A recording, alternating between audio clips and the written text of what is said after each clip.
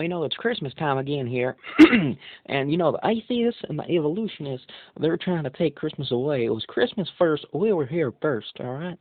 Now don't try and take the Christ out of the Christmas, because it's holiday now. You don't make it sad for the little children. Atheists, okay? We're talking to you right now. The atheists want to take away. Okay, I'm gonna get on the subject of the video now. It's the fossil record. The atheists and evolutionists constantly use this fossil record as evidence for evolution. So the fossil record is a good tool.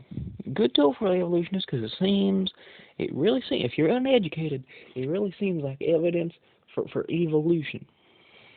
Now wait a minute. I'm going to tell you why fossil record does not show evolution is not an evil lie that you should shun it. You certainly should shun the evil lie of evolution after you know about the fossil record. Now the argument of the fossil record is this: since we don't find a creature that has not already evolved at the bottom of the fossil record, that means the animal did not exist. But if that animal did not exist, then it had to come from other animals. Now wait a minute. And it seems convincing at first, but when you look at the Bible, it shows us why. See, in Genesis, there's a flood. There's a flood by Noah, and Noah he had to get this big ark and put all the animals on the ark, and everything is going to die. All this flood, everything except in the ark is going to die by this flood. It was a combination of the earth spitting out water from beneath the ground, and a meteor coming with water and just dripping, melting all over the earth and just covering it with water. So how does this flood provide evidence that the fossil record is so orderly? Now, here's how.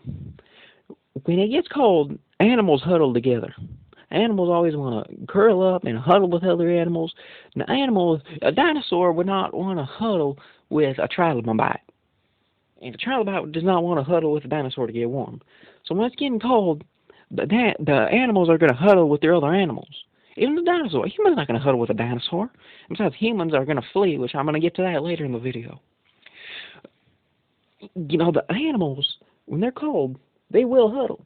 So when a trilobite is getting wet, other trilobites are also getting wet and cold, and they're going to huddle together. That's why we find animals with other animals, and other animals like other animals, because they're going to get confused about water, and they're going to think that trilobite is, something different, but it kind of looks the same, and they're going to huddle with that trilobite to get warm. So that's why we have so much order in the fossil record. But now you may be asking, why do we find something like trilobite at the bottom of the fossil record, and getting further up we find like humans? Well, trilobites ain't too smart. Humans are really smart. Well, most of them, except the evolutionists. There weren't no evolutionists back then, so, they were pretty smart back then.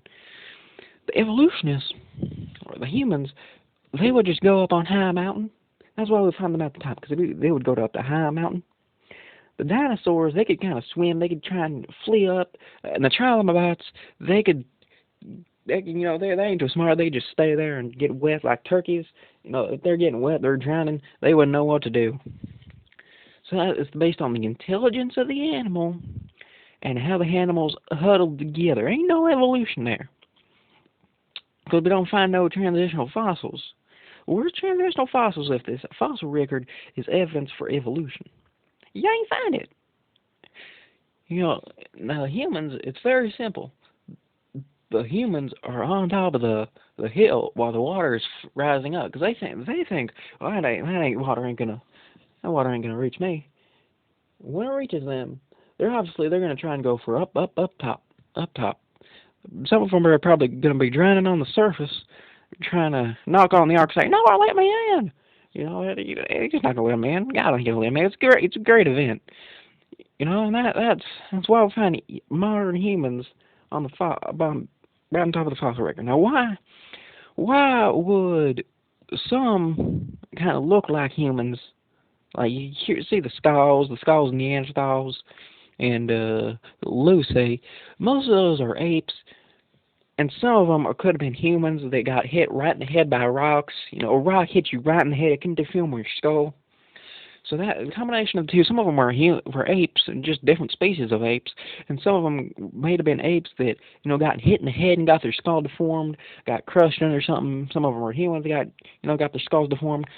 So that's how you explain the false record to a evolutionist and atheist. It does not show that evolution is true, and evolution is still an evil lie that you should shun.